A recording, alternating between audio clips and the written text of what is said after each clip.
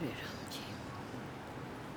परम पूज्य प्रातः स्मरणीय त्याग मूर्ति वेतराग परम तपस्वी,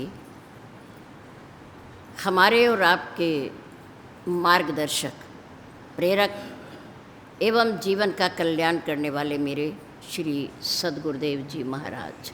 बोल श्री सद्गुरुदेव महाराज की जय हो। अर्चनीय वंदनीय धर्म स्वरूप पुरुष समाज, भक्ति स्वरूपा मातृशक्ति प्यारी बहन, प्रातःकाल के शुभ वेला में श्री सीताराम मंदिर के भव्य प्रांगण में परम पूज्य गुरुदेव जी के चरणारविंद में परमपिता परमात्मा को साक्षी मानते हुए अपने अपने पैरों की चौकड़ी लगाकर बैठते हुए, शरीर को सीधा रखते हुए, मन को अपने पास लाते हुए, चित्त वृत्ति को एकाग्र करके बैठते हुए, चेहरे को मंच की ओर रखते हुए, आंखें खोल करके बैठते हुए, किसी भी प्रकार की हलचल को रोकते हुए, शांति का दान देते हुए, धर्ममय वातावरण में धर्म की चर्चा, जीवन सुधार की चर्चा, प्रभु की पवित्र पावनी चर्चा कहने और सुनने का प्रयास कीजिए। धन्यवाद। ज्वालानगर विकास समिति सभा के सम्मानित सदस्यों के द्वारा इस भव्य मंदिर के वार्षिक उत्सव के उपलक्ष्य में 7 दिन का समय निश्चय किया गया, जिसमें आज छठा दिन है। कल का दिन विश्राम का दिन है। बहुत सुंदर, अति भव्य 3 दिन लगातार बारिश में आप लोगों ने पूरी तन्मयता के साथ अच्छी संख्या में उपस्थिति भगवान के दरबार में दर्ज कराई है। धन्यवाद के पात्र हो। इसका अर्थ ये है कि कोई भी बाधा या रुकावट धर्म के मार्ग पर चलने वालों को रोक नहीं सकती। आप लोग गुरमुख हैं, सत्संगी हैं, धर्म की बात को समझने वाले हैं आप। इसलिए 3 दिनों में आपने बहुत सुंदर सहयोग दिया है। आज और कल, आज बीत रहा है और कल आने वाला है। वैसे कल कभी आता नहीं है, जब भी आता है आज के रूप में परिवर्तित होकर आता है। आज जो वर्तमान हमारे सामने है, हमने इसे कल कहकर पुकारा था, लेकिन आते आते ये क्या हो गया, आज हो गया, आज हो गया। कल कभी नहीं आता। कल विश्राम का दिवस है, समापन नहीं है। भगवान की कथा का कभी समापन नहीं होता, समाप्त नहीं होती। कहने वाले अपनी बुद्धि के अनुसार, विचारों के अनुसार कहकर चले जाते हैं, लेकिन उनकी महिमा कभी कम नहीं होती और ना समाप्त होती है। बहुत सुंदर। हम जब रास्ते में आ रहे थे गाड़ी में, तो सोच रहे थे, क्या सोच रहे थे कि नवरात्रों के पावन दिन हैं। माँ की स्तुति, माँ की प्रार्थना, माँ की आराधना, माँ की पूजा के दिन है। और हमारे इस मंदिर में अखंड ज्योत भी प्रज्वलित होती होगी। और शायद हो सकता है कि यहाँ का महिला समाज प्रतिदिन कीर्तन भी करता हो, हाजिरी लगाता हो यहाँ, क्योंकि मंदिर है ना, हमारा तीर्थ है, भगवान का घर है ये। तो मंच के माध्यम से सुनने को मिला कि हमारी यहाँ ज्वाला नगर का महिला मंडल प्रतिदिन श्री रामचरितमानस का पाठ करते हैं। पाठ रखा जाएगा 9 दिन के लिए, नमन पारायण। श्री रामचरितमानस में 9 पारायण है, प्रतिदिन 1 पारायण का पाठ होता है, अर्थ के सही, बिना अर्थ के, कीर्तन के साथ, बिना कीर्तन के, कैसे भी आप करें, आप कर सकते हैं। तो बहुत सुंदर, हम अपनी महिला समाज का, मातृशक्ति का बहुत बहुत धन्यवाद करते हैं। और हम चाहते हैं कि हमारी मातृशक्ति अपने साथ अपने घरों की बच्चियों को, पुत्र वधुओं को भी इस कार्य में लगाएं, ताकि उन्हें भी अभ्यास हो, शास्त्र पढ़ने का, और उनका ज्ञान हो, ज्ञान हो हमारे धर्म का, देवी देवताओं का। शास्त्रों को पढ़ने से ज्ञान होता है, पता चलता है। धन्यवाद। मीराबाई भगवान श्री कृष्ण की अनन्य भक्त, अनन्य, जिसकी आस्था या विश्वास किसी अन्य पर ना हो, एक जगह, एक ही इष्ट हो, एक ही धर्म हो, एक ही गुरु हो, तो रास्ता भी एक ही है, एक ही रहेगा। भगवान श्री कृष्ण की अनन्य भक्त मीराबाई, जिनके पद आप और हम बड़े प्यार से पढ़ते हैं, संतों की सभा में बैठकर संकीर्तन कर रही थी, गीत गा रही थी, और उस सभा में कोई एक संगीतज्ञ सज्जन भी थे। संगीतज्ञ यानी कि संगीत की लय, सुर, ताल को समझने वाले, संगीत की भाषा को समझने वाले। वो भी सुन रहे थे। उन्होंने सोचा कि विचार तो बहुत सुंदर है इसमें, शब्द बहुत सुंदर हैं, बड़े मीठे हैं, बड़े मधुर हैं, पर इनको गाने की सुर, ताल और लय ये ठीक नहीं है।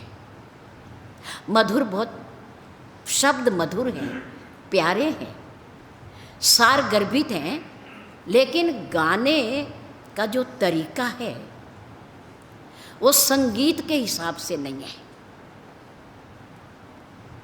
सुर, लय, ताल ठीक नहीं है, बाकी बहुत सुंदर, बहुत अच्छा। जब वो सज्जन उठे, जाने लगे, तो उन्होंने उस कीर्तन कक्ष की दीवार पर एक पंक्ति लिख दी, राग में गाया करो, राग में गाया करो। और वो चले गए। उनके लिखने का भाव था कि सुर और ताल को मिलाकर के गाया करो, तब और भी आनंद आएगा। सभा समाप्त हो गई। सब संत अपने अपने स्थान पर जाने लगे। मीराबाई भी उठकर आई। उनका ध्यान दीवार पर गया। उन्होंने पढ़ा कि किसी ने लिखा है राग से गाया करो।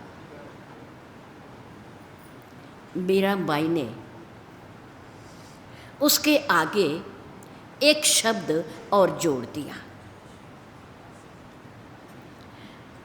मीराबाई ने कहा जिसने भी लिखा है उसकी भावना अच्छी है, वो कोई संगीत को जानने वाला होगा, संगीतज्ञ होगा, लेकिन वो केवल संगीतज्ञ है।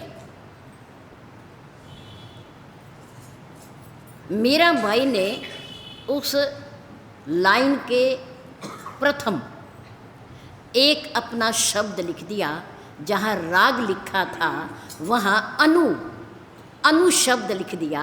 वो बन गया अनुराग। क्या बन गया? अनुराग। मीराबाई ने कहा जो राग से गाते हैं या जो राग में गाते हैं, जो सुर और ताल और लय का ध्यान रखते हैं, उससे जगत प्रसन्न होता है, उससे दुनिया प्रसन्न होती है, ताली बजाती है। लेकिन जो अनुराग में भर करके, प्रेम में भर करके, भाव में भर करके जो गीत गाया जाता है, उससे जगदीश प्रसन्न होता है। राग में गाने से जगत खुश होता है, जगत वाले प्रसन्न होते हैं, लेकिन अनुराग से जगदीश प्रसन्न होता है, परमात्मा प्रसन्न होता है। मीराबाई ने कहा प्यारे, जो तूने लिखा है वो तेरे भाव हैं, और जो मैंने लिखा है वो मेरे भाव हैं, वो मेरे भाव हैं। मैंने जगत को नहीं, मैंने जगदीश को प्रसन्न करना है। मैंने जगत को नहीं मनाना, ये रूठता है तो रूठ जाए, लेकिन मैंने परमात्मा को मनाना है, मैंने उसे खुश करना है। मिला ही न रघुपति बिन अनुरागा। गोस्वामी तुलसीदास जी ने लिखा कि मिला ही न रघुपति बिन अनुरागा, किए योग जप तप बैरागा। योग हो, जप करते हो, तप करते हो, बैरागी हो, लेकिन जो प्रेम के अंदर ताकत है ईश्वर को प्रसन्न करने की, वो इनमें नहीं है, इनमें नहीं है। परमात्मा बिना प्यार के नहीं मिलता, नहीं दर्शन देता। अनुराग और हनुमान सम नहीं बड़ भागी, नहीं को राम चरण अनुरागी।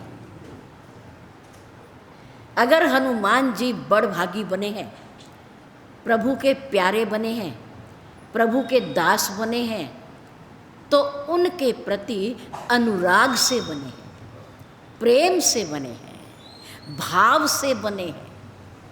परमात्मा हमेशा अंदर के भाव से मिलता है, अनुराग से मिलता है। जगत को प्रसन्न करना है तो राग से गाओ, और ईश्वर को प्रसन्न करना है तो अनुराग से गाओ। भक्तिमय वातावरण में गाना चाहिए। मीराबाई ने लिखा, क्योंकि मीराबाई भक्त है, भगवान की भक्त है। उसने किसी विद्यालय में पढ़ाई नहीं की है, ज्ञान प्राप्त नहीं किया है। वो सीधी साधी भगवान के चरणों की अनुरागिणी है। भगवान के श्री चरणों से प्यार करती है, प्रेम करती है। उसके हृदय में वो ही बसे हुए हैं, वो ही बसे हुए हैं। इसलिए शब्दों पर या सुर लय ताल पर ध्यान न दें, जो गा रहा हो उसके भाव देखें, उसके हृदय का प्रेम देखें, लगन देखें, तो हमें भी आनंद आएगा, आनंद आएगा। एक विद्वान काशी से, बनारस विश्वविद्यालय से विद्या पढ़ के आए। सबसे बड़ा ज्योतिष आचार्य बनने का जो स्थान है वो श्री काशी जी है, बनारस है। बहुत बड़ा संस्कृत विद्यालय है वहाँ। बड़े बड़े पंडित, शंकराचार्य, महान लोग, पंडित लोग वहाँ पढ़ते हैं, ज्योतिष सीखते हैं, ज्ञान प्राप्त करते हैं। एक किसी गांव का, शहर का नवयुवक बनारस से पढ़ कर के आया काशी जी से, और वो वहाँ के प्रधान राजा, शहर का, प्राचीन काल की बात है, पहुँचा और प्रार्थना की कि मैं आपके शहर का निवासी काशी जी से विद्या प्राप्त करके आया, आपके दरबार में आकर के मैं कुछ बोलना चाहता हूँ, ताकि मेरी जो भावना है परिवार के लालन पालन के लिए कुछ आपसे उसके बदले प्राप्त कर सकूं। राजा ने कहा, हाँ ठीक कह रहे हो, विद्वान होंगे आप, पढ़कर आए हैं ऐसी धरती से, लेकिन कुछ दिन और इंतज़ार करो। 15 दिन, 20 दिन, 1 महीना हो गया।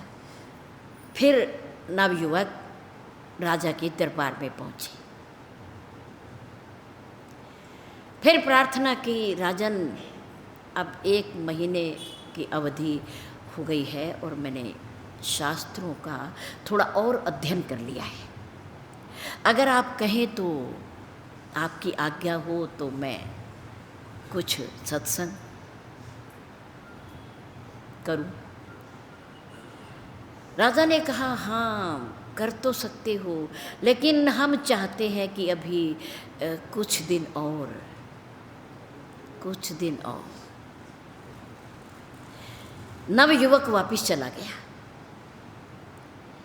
घर में जाकर के उसने अपने शास्त्रों को, धार्मिक शास्त्रों को फिर से पढ़ना प्रारंभ किया, थोड़ा गहराई से, अर्थ सहित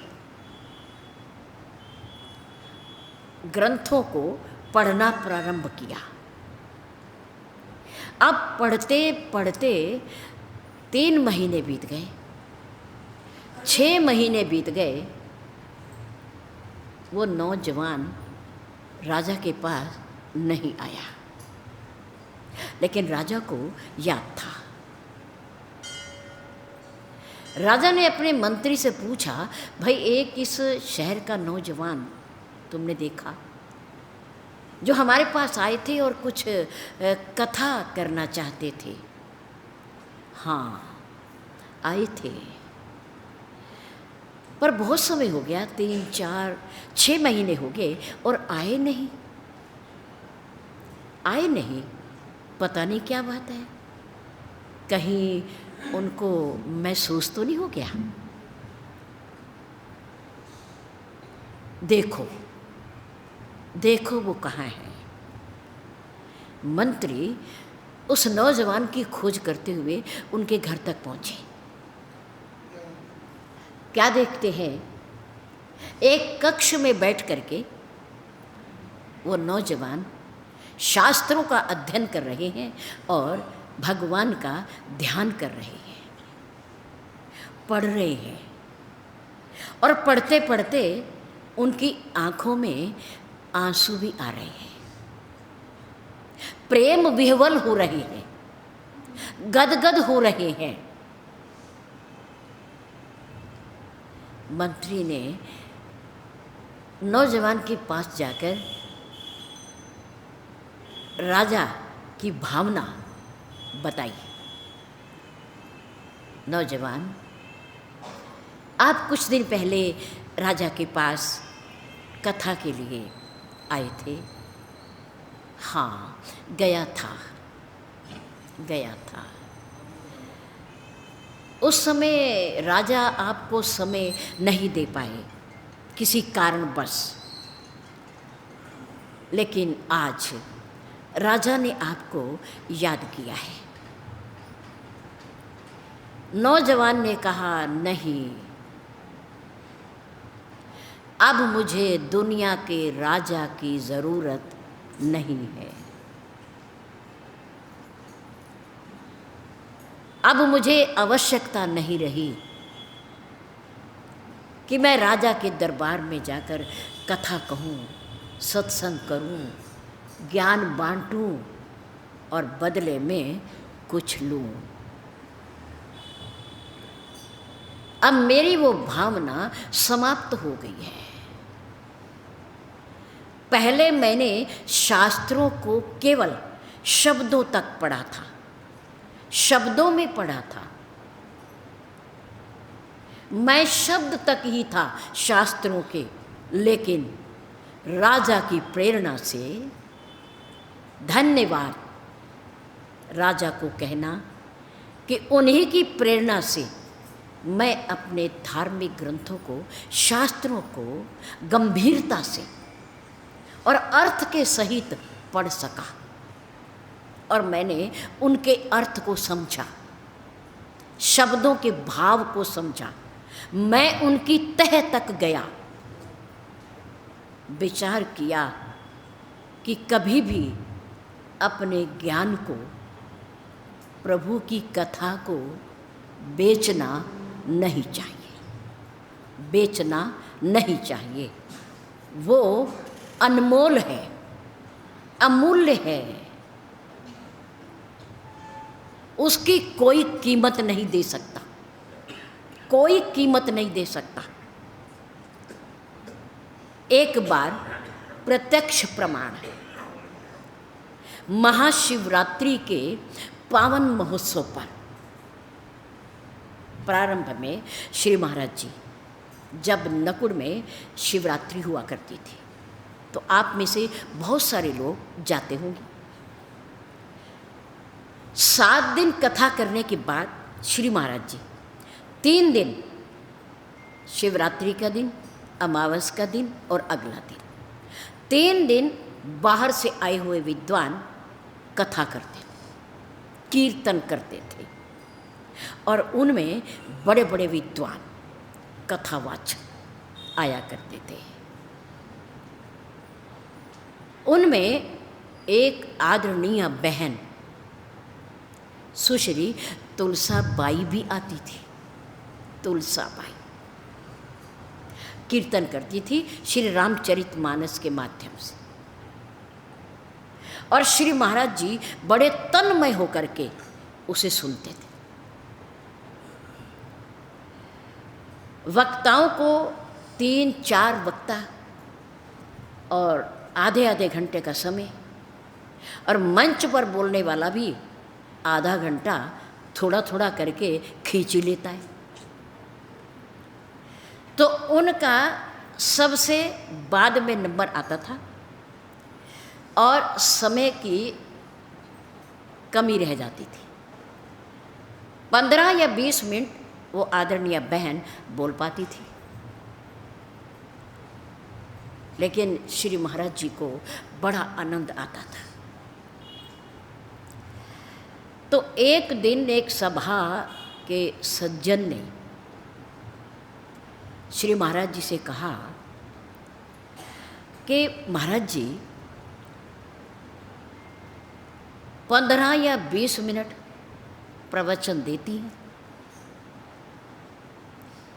जबकि इन्हें घंटा बोलना चाहिए, और इतने पैसे की डिमांड करती हैं, इतने पैसे ले जाते हैं। पूज्य गुरुदेव ने बड़ा सुंदर उत्तर दिया। सद्गुरुदेव जी ने कहा कि देखो, नाम नहीं खोलेंगे, कि देखो भाई, ये चाहे 15 मिनट बोले, 10 मिनट बोले, लेकिन जितना ये राम नाम और मेरे राम आराध्य देव के बारे में बोलती हैं, उसकी कोई कीमत नहीं है। वो अनमोल है, उसकी कोई कीमत नहीं दे सकता। यह तो हमसे फिर थोड़ा ही लेती हैं, कुछ नहीं। आप क्या देते हो? उस समय की बात, किराया, और ज़्यादा 1100 रुपये, 2100 रुपये, इससे ज़्यादा क्या देते हो? लेकिन राम के नाम की कीमत, इसका अर्थ ये है कि आज तक आपने समझी नहीं है, आपने समझी नहीं है। अनमोल है ये, बेचने लायक नहीं है, इसकी कीमत कोई दे ही नहीं सकता। क्या दे सकता है? भरतलाल जी ने कहा, ग्रंथों के ज्ञान को बेचना, कथा को बेचना कितना बड़ा पाप है, कितना बड़ा पाप है। उन्होंने माँ कौशल्या के सामने कि भगवान राम को वन भेजने में मेरा तनिक सा भी अगर हाथ हो, हस्ताक्षेप हो, तो माँ मैं सौगंध खाता हूँ, मैं कसम खाता हूँ, और मुझे वो पाप लगे जो पाप भगवान की कथा को बेचने वाले को लगता है। क्या कहा? बेचहि वेद धर्म दुहि लेहि। जो धर्म का दोहन करके, धर्म को मथ करके और शास्त्रों के ज्ञान को जो बेचते हैं, जो उसकी कीमत लेते हैं, और पिशुन पराव पाप कही देही, और वो दुष्ट लोग जो दूसरों के दोषों का किसी के आगे वर्णन कर देते हैं, उनको जो पाप लगता है, और ग्रंथों के ज्ञान को बेचने का जो पाप लगता है, माँ वो पाप मुझे लगे अगर मेरी राम को वन भेजने में जरा सी भी सम्मति हो। अब देख लो आप, हम खरीदते हैं और वो बेचते हैं, हम वक्ताओं को पैसे देते हैं और वो लेते हैं, क्योंकि उनका रोजगार है, उन्होंने इसे बिजनेस बना लिया है। परिवार के लालन पालन का धंधा उन्होंने बना लिया है। ये हम भी पाप कर रहे हैं और वो भी पाप कर रहे हैं। हमारे श्री सद्गुरुदेव जी ने उम्र भर जब तक कथा की, प्रवचन किए, अपने मंच पर अपने सामने कभी धन का मत्था नहीं टिकवाया। श्री सद्गुरुदेव महाराज की इन्हीं की जय होनी चाहिए। ये जय के योग्य हैं, जय के अधिकारी हैं, इन्हीं की जय होनी चाहिए, या परमात्मा की जय होनी चाहिए। धन को छुआ ही नहीं। ज्वाला नगर में कथा हुई, प्रवचन हुआ, यहाँ सब बैठे हैं जानने वाले। यहाँ जो दान में पैसा आया, यहाँ की सभा को पता नहीं कितना आया। भगवान के नाम पर दिया, हमारे नाम पर नहीं दिया, ईश्वर के नाम पर दिया, ईश्वर के घर में दिया, और ईश्वर के दिए हुए में से दिया। एहसान नहीं किया कोई किसी के ऊपर, एहसान नहीं है। ईश्वर के दिए हुए धन में से कुछ धन अपने धन को सार्थक करने के लिए हम निकाल करके दे देते हैं तो कुछ एहसान नहीं करते, बल्कि हमारे ऊपर उनके एहसान हैं, महात्माओं के भी और परमात्मा के भी। किशनपुरे में हुई कथा वहाँ दे दिया, हकीकत नगर में हुई कथा वहाँ दे दिया, और आवास विकास में कथा हुई वहाँ दे दिया। जहाँ जहाँ कथा हुई, जो दान लोगों ने दिया पवित्र भावना से, वो वहीं की सभा को सौंप दिया। तुम्हारा है ये, हमारा नहीं है। चाहे वो थाली में आए, चाहे वो दान पात्र में आए, और चाहे वैसे मंच पर आए, सब उन्हीं का है। नौजवान ने कहा कि आज मैंने शास्त्र पढ़ लिए हैं, मैंने शास्त्रों के सार को समझ लिया है।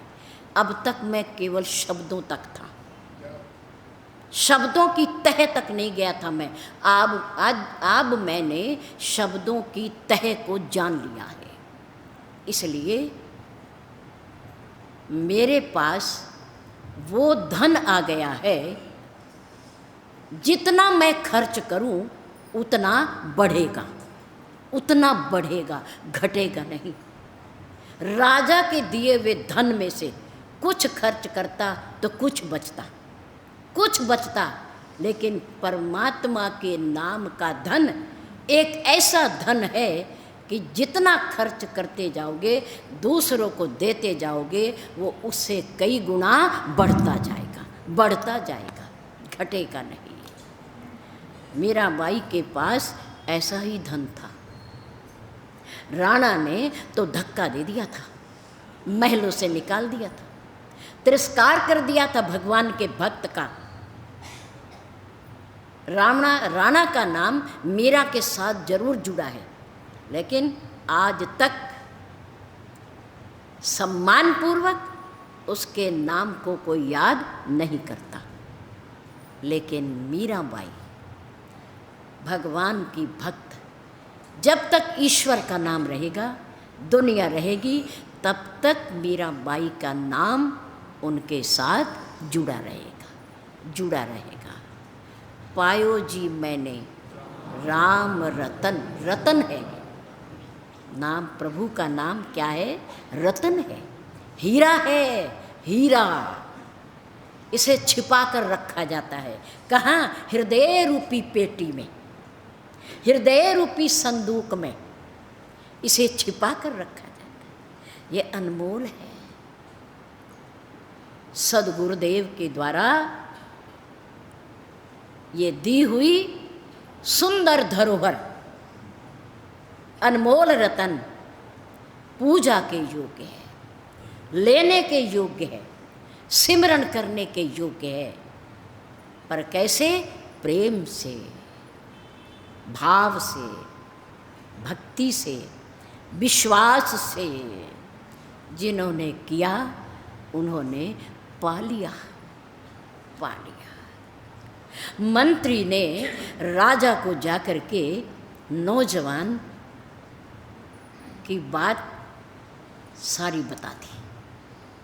कहा, राजन, उन नौजवान के भाव बदल चुके हैं, उसका निश्चय बदल चुका है। उसे ऐसे धन की प्राप्ति हो गई है कि जो ना कभी घटता है और ना कोई उसे चुरा सकता है, क्योंकि वो आंतरिक धन है, अंदर का धन है, उसकी कोई चोरी भी नहीं कर सकता। जितना खर्च करेंगे उतना बढ़ेगा। राजा सुन करके प्रसन्न हुए और कहा, चलो हमारी सवारी तैयार करो, हम उस नौजवान के दर्शन करने जाएंगे। दर्शन करने राजा सवारी पर सवार हुए। उनकी सवारी नौजवान के घर के आगे रुकी। अंदर सूचना गई, राजा आए हैं। अच्छा, आ जाए, स्वागत है। सम्मान है। नौजवान उठ करके बाहर नहीं आया। क्यों नहीं आया? क्योंकि अब वो राजाओं के भी महाराजा, शहंशाह, बादशाह, पूरे सृष्टि के मालिक, सम्राट की गोदी में बैठा है। उनकी गोदी में बैठा है। महाराजा, दुनिया के महाराजा, मालिक की गोदी में बैठे के लिए ये आम राजा क्या कीमत रखते हैं, क्या कीमत रखते हैं। राजा उतर करके सवारी से नौजवान के पास पहुंचा, अभिवादन किया, प्रणाम किया। धन्य हो नौजवान, मैंने इसीलिए आपको 2 बार अपने दरबार में कथा कहने से इनकार कर दिया था। क्यों? कि भगवान की कथा का कभी मूल्य नहीं लिया जाता। और आप कथा कहने के बाद मेरे से कुछ आशा रखते थे, कुछ लेना चाहते थे, कुछ मांग थी आपकी। लेकिन मैं चाहता था कि आप ऐसे वक्ता बनो, ऐसे वक्ता बनो, ऐसे धन को प्राप्त करो जिसके बाद, उस धन को प्राप्त करने के बाद आपको इन सोने, चांदी और सिक्के को प्राप्त करने की आवश्यकता ही न रहे, आवश्यकता ही न रहे। मैं यही चाहता था। मेरे मन की भावना पूर्ण हो गई है। मैं बहुत प्रसन्न हूँ। आप लोगों के, आप जैसे वक्ता की कथा कहने का प्रभाव अब मेरे दरबार पर, दरबारियों पर और अधिक पड़ेगा, और अधिक पड़ेगा। क्योंकि तुम्हारी कथा निस्वार्थ होगी, प्रभु को रिझाने के लिए होगी, दुनिया के कल्याण के लिए होगी, पैसे के लिए नहीं होगी, पैसे के लिए नहीं होगी। इसलिए तुम अब मेरे दरबार में आकर कथा कह सकते हो। मुझे तुम्हारे जैसे वक्ता की आवश्यकता थी। नौजवान ने कहा, राजन, अब मुझे, आप तो राजा हो, राजा हो अपने शहर के, लेकिन मुझे अब पूरी दुनिया के राजा की गोदी प्राप्त हो चुकी है। अब मैं आपके दरबार में कथा कहने नहीं आऊँगा। जिसे आवश्यकता होगी, जिसने ज्ञान पढ़ना होगा, जिसने भक्ति लेनी होगी, वो यहाँ चल कर आएगा, यहाँ चल कर आएगा। भगवान की कथा, भगवान के चरित्र, उनकी लीला बेचने लायक नहीं होती और ना खरीदने लायक है। हम उनकी कीमत कहाँ दे सकते हैं? उन हीरे मोतियों की, उन अनमोल राम के नाम की कहाँ दे सकते हैं? हमारे सद्गुरुदेव जी महाराज ने, उन्होंने पूरा संदेश दिया कि इन कथाओं को, ज्ञान को बेचना भी पाप है और खरीदना भी पाप है। शास्त्र में लिखा हुआ है। राजा परीक्षित को जब शाप हो गया कि आज से 7वें दिन तक्षक सांप आएगा और वो उसे डसेगा और राजा की मृत्यु हो जाएगी। पांडवों की संतान अहंकार में आकर के ऋषियों के गले में परीक्षित ने मरा हुआ सांप उठा करके बाण की नोक से उनके गले में डाल दिया। उन्हें पता नहीं। अगर पता होता तो वो जग जाते, खड़े हो जाते और वो शाप देते और परीक्षित वहीं भस्म हो जाता, वहीं भस्म हो जाता। लेकिन वो समाधिस्थ थे, वो भगवान के नाम में लीन थे, इसलिए उन्हें नहीं पता कि मेरे गले में सांप है, जिंदा है, मरा हुआ है, क्या है, या रस्सी है, कुछ नहीं पता। लेकिन उनके जब पुत्र आए तो उन्होंने अपने पिता के गले में सांप डला हुआ देखा, क्रोधित हो गए और उन्होंने राजा को शाप दे दिया। अब ये शाप की बात राजा परीक्षित के पास पहुंची तो वो चिंतित हुए कि क्या 7 दिन के बाद मेरी मृत्यु हो जाएगी, मैं मर जाऊंगा, मैं चला जाऊंगा, मेरा सब कुछ समाप्त हो जाएगा। सभा हुई, विचार विमर्श किया गया। उस सभा में विद्वान लोग भी थे। उन्होंने कहा कि शाप जो ऋषि पुत्र ने आपको दे दिया ये तो भोगना पड़ेगा, ये तो भोगोगे, कारण तो यही बनेगा जाने का। लेकिन आपको जाते समय मृत्यु का भय ना हो, भय ना हो, और आप डरो ना, और मरने के बाद आपका मोक्ष हो जाए, आपकी मुक्ति हो जाए, क्योंकि आप धर्मात्माओं की संतान हो, पांडवों की संतान हो। इसके लिए आपको इस अवधि में, इस समय जो बचा हुआ समय है, आपको सत्संग करना चाहिए, कथा सुननी चाहिए, कथा सुननी चाहिए। विचार किया गया कि कथा कौन सुनाएगा, कथा कौन सुनाएगा, और ऐसी कथा सुनाने में कौन समर्थ है, किसके पास शक्ति है, वैराग्य है, निस्वार्थ भाव से, कि जिससे 7 दिन के अंदर कथा सुनने के बाद इन्हें मोक्ष की प्राप्ति हो जाए, ये मुक्त हो जाए। बड़े सारे महापुरुष इकट्ठे हुए, बारी बारी से पूछा गया कि आप में से कौन वक्ता बनेगा, कौन कथा सुनाएगा। सब ने मना कर दिया। क्यों? क्योंकि सबके अंदर कथा के पीछे कुछ ना कुछ लेने का भाव छिपा हुआ था, और वो तन्मयता नहीं थी, वो विरक्ति नहीं थी। किसी को मुक्त कौन कर सकता है? जो स्वयं पहले मुक्त हो। किसी को वैराग की कथा कौन पढ़ा सकता है?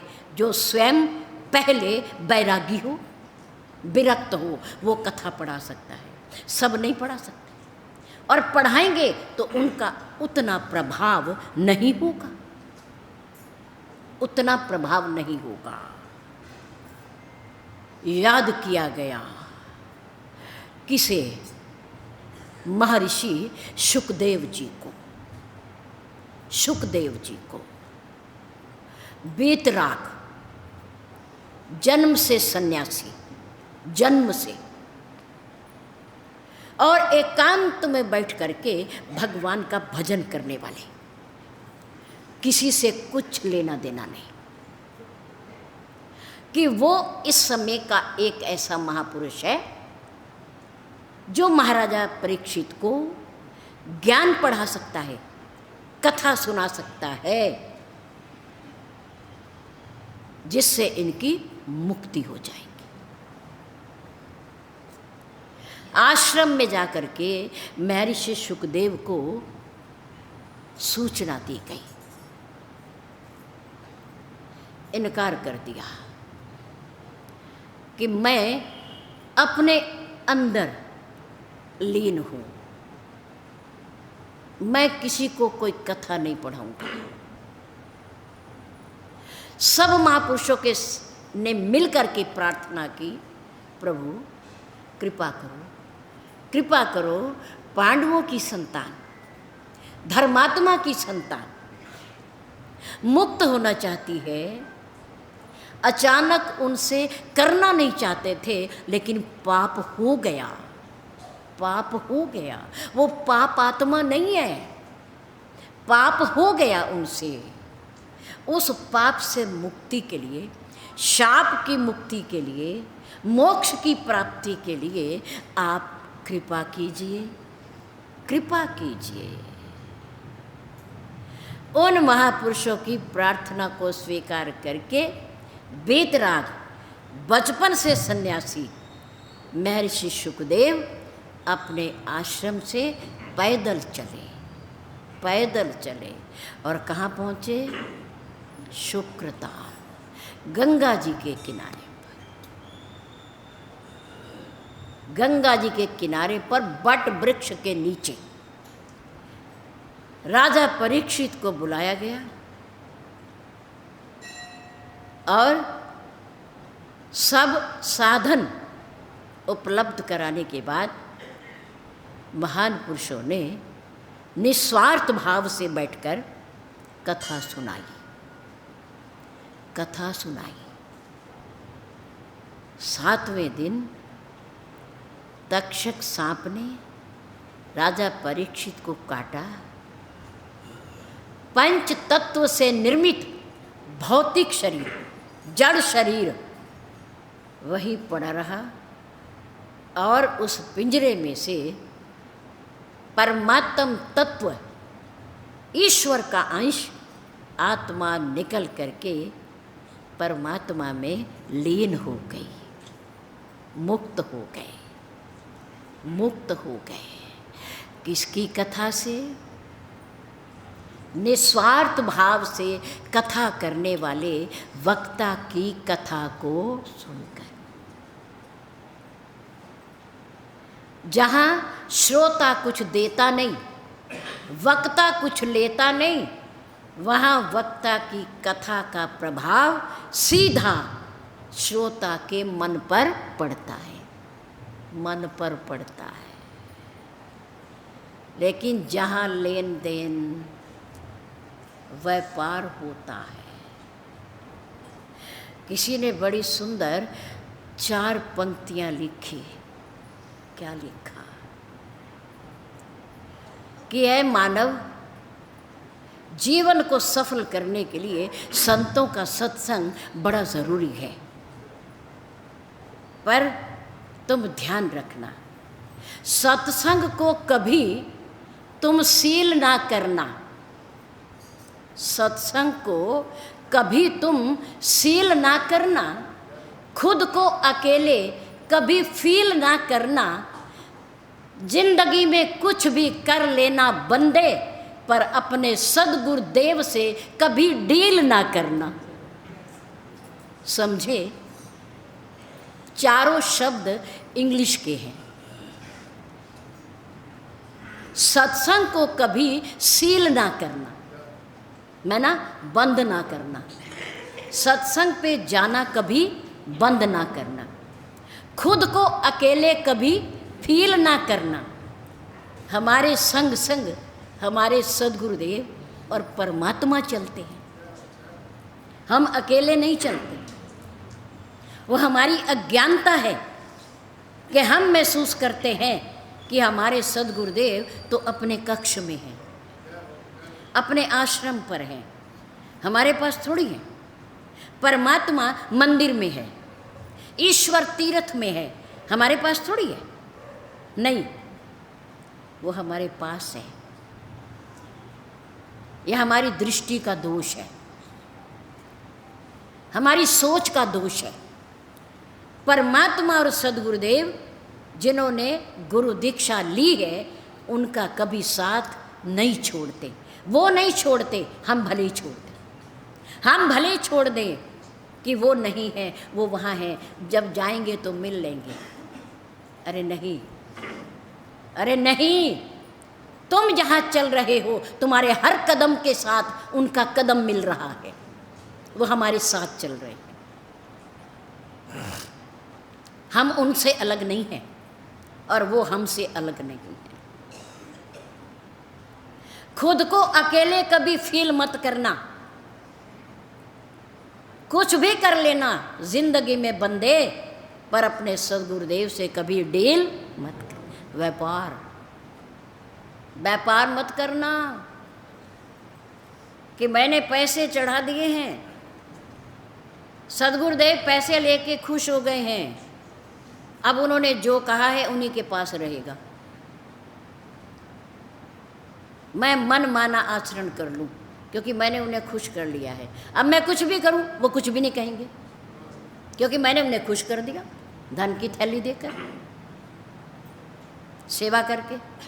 नहीं, सदगुरुदेव से कभी व्यापार लेन देन का नहीं करना चाहिए क्योंकि वो तो दाता हैं, हम भिखारी हैं, वो दाता है। परमात्मा भी और महात्मा भी ये देने वाले हैं। इनका हाथ हमेशा ऐसे रहता है, ऐसे रहता है, ऐसे नहीं कभी होता, ऐसे भिखारी का होता है, हम लोगों का होता है। हम दाता के दरबार के भिखारी हैं, भिखारी हैं। एक मंदिर के बाहर भिखारी बैठता है जो समाज से मांगता है, आने जाने वालों से मांगता है, पर हम और आप भगवान के दरबार के भिखारी हैं जो हम अंदर जाके मांगते हैं।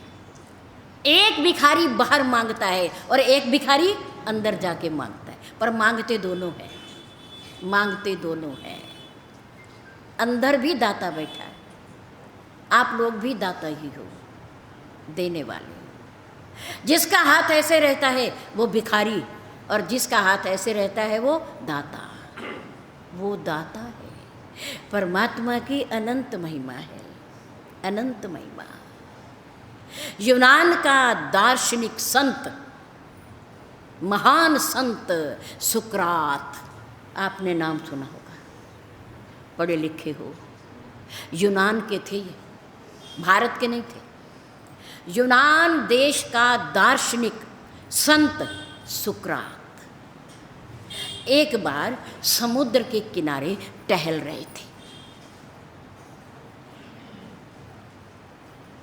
समुद्र के किनारे पर एक बच्चा भी बैठा था, पर वो रो रहा था। महान पुरुषों ने रोने की आवाज़ सुनी, उनके कदम उसी ओर बढ़ गए।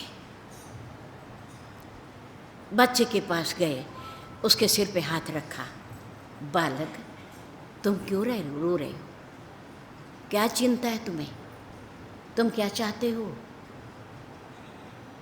बताओ, हो सकता है मैं तुम्हारी आवश्यकता को पूरा करूं, तुम्हारी बात को समझूं। अपना दर्द बताओ,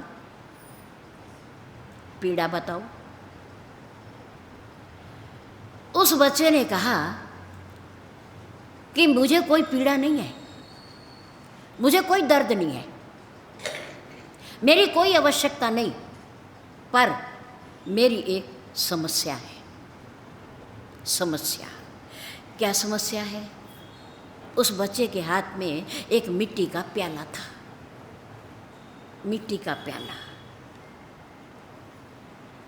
बच्चे ने कहा कि मैं इस प्याले में समुद्र को भरना चाहता हूँ, मैं अपने इस प्याले में समुद्र को भरना चाहता हूँ, पर जब प्याला भर लेता हूँ तो फिर देखता हूँ कि समुद्र ज्यों का त्यों है, वो मेरे प्याले में आता ही नहीं, समाता ही नहीं, भरा ही नहीं जाता। मैं इसलिए रो रहा हूँ और बहुत देर से बैठा हूँ, ये प्रयास कर रहा हूँ। प्याला भरता हूँ, देखता हूँ कि फिर सामने जल राशि है, मैं फिर उसी में उड़ेल देता हूँ। मैं इस सारी जल राशि को इस प्याले में भरना चाहता हूँ, पर नहीं भर पा रहा हूँ, इसके लिए मैं रो रहा हूँ, मैं दुखी हूँ। बालक की बात को सुनकर के सुकरात संत भी रोने लगे, संत भी रोने लगे। बालक ने कहा, अब आपको क्या हुआ? मेरी तो समस्या है, पर आपकी क्या समस्या है? आपका भी कोई प्याला है क्या? आपके पास भी है? सुकरात ने कहा, हाँ, मेरे पास भी प्याला है। मैं सोच रहा हूँ कि जब तेरे इस छोटे से मिट्टी के प्याले में इतना बड़ा समुद्र अथाह जल राशि नहीं समा रहा और तू प्रयास कर रहा है, नहीं समा रहा, तो क्या क्या अथाह अनंत अनंत परमात्मा के अनंत महिमा अनंत गुण क्या मेरी छोटी सी बुद्धि के प्याले में समा सकते हैं, आ सकते हैं? मैं कोशिश कर रहा हूं, पर नहीं। मैं इसलिए रो रहा हूं कि तेरे पास तो मिट्टी का प्याला है और मेरे पास बुद्धि का प्याला है।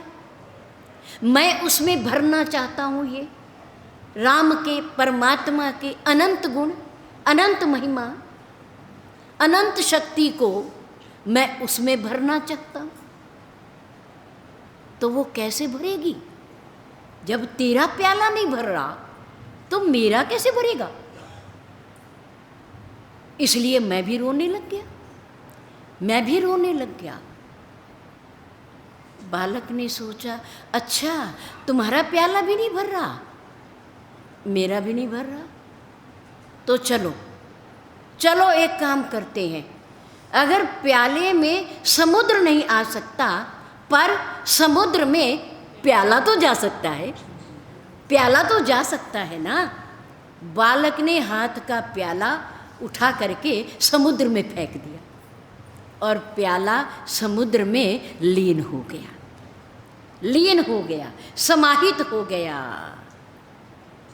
संत सुकरात ने कहा कि इस बालक से जीवन का एक सूत्र मिल गया, जीवन का एक सूत्र मिल गया। क्या?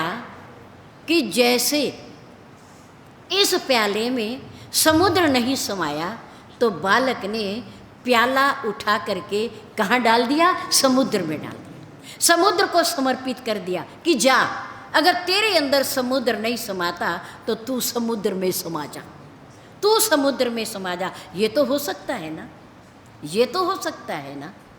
मुझे सूत्र मिला इससे कि अगर मेरी बुद्धि में, मेरे हृदय में अगर अनंत परमात्मा, उसके अनंत गुण, उसकी अनंत महिमा नहीं समा सकती तो कोई बात नहीं, पर मैं अपने आप को तो उसके प्रति समर्पित कर सकता हूँ। जय श्री राम।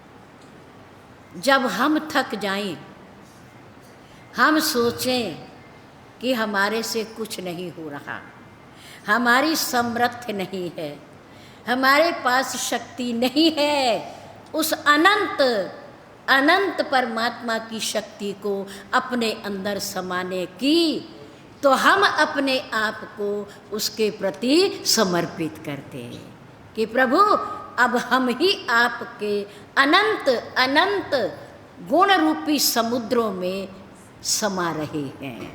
आप हमें स्वीकार कर लीजिए, आप हमें अपने अंदर समाहित कर लीजिए, अपने हृदय में हमें स्थान दीजिए, हमें अपना लीजिए, क्योंकि हम समर्थहीन हैं, हमारे पास शक्ति नहीं कि हम आपके गुणों को अपने अंदर समाहित कर सके, क्योंकि आप अनंत हो, अनंत हो। हमारी बुद्धि का प्याला छोटा है, तुच्छ है, सूक्ष्म है, वो नहीं समा सकते आप उसमें, लेकिन हम तो समा सकते हैं, हम तो समा सकते हैं, अपने आप को समर्पित करते हैं। तो भगवान हमें ज़रूर अपनी दोनों भुजाएं फैला करके उठा लेंगे, उठा लेंगे। विभीषण ने कहा, प्रभु श्रवण सुयश सुनि आया हूँ, प्रभु भव भंजन भीर त्राही त्राही आरत हरण शरण सुखद रघुबीर। ऐसा कहते हुए विभीषण प्रभु श्री राम के श्री चरणों में लेट गए, दंडवत प्रणाम किया। तो मेरे प्रभु ने दीन वचन सुने प्रभु मन भावा, भुज विशाल गई हृदय लगावा। दोनों भुजाएं फैला करके दंडवत प्रणाम करते हुए, समर्पण करते हुए, समर्पित हो जाने पर विभीषण को प्रभु ने उठा लिया और कहाँ रख लिया? कहाँ रख लिया? अपने हृदय में रख लिया। क्योंकि वो समुद्र है, वो अथाह है, वो अनंत है। उनका ना कोई आदि है और ना कोई अंत है। समर्पण भाव प्रेम में, प्रेम में क्या होता है? समर्पण भाव। तू ही है, सब कुछ तेरा है, ये भी तेरा है, ये भी तेरा है। महान पुरुषों का ज्ञान कहता है कि ये पिंड प्राण भी तेरा है, पर तू मेरा है। तन भी तेरा, मन भी तेरा, तेरा पिंड पुराण, ये पूरा शरीर। तन भी तेरा, मन भी तेरा, तेरा पिंड पुराण, सब कुछ तेरा। मैंने कुछ नहीं रखा अपने पास, सब कुछ तेरा, पर तू मेरा, पर तू मेरा। ये दादू का ज्ञान, ये ज्ञान है कि सब कुछ ईश्वर का है, उसी का है। उसी को समर्पित कर देने से अगर वो हमारा हो गया तो उसका सब कुछ हमारा हो जाएगा। एक दो के लिए क्यों भटकते हो? थोड़े के लिए क्यों भटकते हो? पूरा लो ना, पूरा लो ना, पूरा दो और पूरा लो, पूरा दो और पूरा लो। भगवान राम ने कहा मैं पूरा राज्य लूँगा, अयोध्या का पूर्ण राज्य लूँगा, मैं बंटवारा नहीं करता। कोई बात नहीं, 14 साल की अवधि है, बीत जाएगी। ना भरत को आधा दूंगा और ना मैं आधा लूँगा, उसे भी पूर्ण दूंगा और मैं भी पूर्ण। पूर्ण से पूर्ण ले, आधा क्यों लेते हैं? क्यों अपनी मांग को छोटा करते हैं? हैं? भगवान विशाल है, अनंत है, उससे अनंत मांगो, अनंत मांगो। अनंत से अनंत ही मिलेगा, पूरे से पूरा ही मिलेगा, अधूरा मत लो। बहुत बहुत धन्यवाद।